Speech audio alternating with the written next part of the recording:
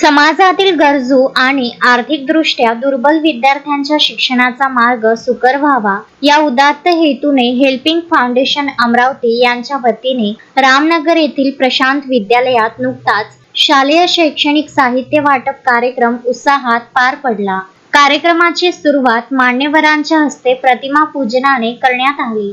या उपक्रमांतर्गत गरजू विद्यार्थ्यांना शालेय बॅग, वह्या, पुस्तके, पेन आणि इतर आवश्यक शैक्षणिक साहित्याचे मोफत वाटप करण्यात आले। शैक्षणिक साहित्य हाती पडताच विद्यार्थ्यांच्या चेहऱ्यावर उमटलेले आनंद विद्यार्थ्यांसाठी आणि आयोजकांसाठीही समाधानकारक ठरले। यावेळी उपस्थित मान्यवरांनी आपल्या मनोगतातून विद्यार्थ्यांना शिक्षणाचे महत्त्व समजावून सांगितले। मेहनत, शिस्त आणि सातत्य यांच्या जोरावरच विद्यार्थी आयुष्यात मोठे ध्येय गाठू शकतात असे प्रतिपादन करत त्यांनी विद्यार्थ्यांना अभ्यासासाठी प्रोत्साहित केले। या कार्यक्रमाला प्रमुख पाहुणे म्हणून डॉक्टर गोविंद कासट, ॲडव्होकेट संकेत जोशी, शिवाजी महाविद्यालयाचे प्राध्यापक डॉक्टर राजेश मिरगे, वैशाली वैराडे पाथरे, रामेकर, धम्माचारी, अक्षय सर उपस्थित होते। कार्यक्रमाचे यशस्वी आयोजन हेल्पिंग फाउंडेशनचे संस्थापक आनंद बागडे,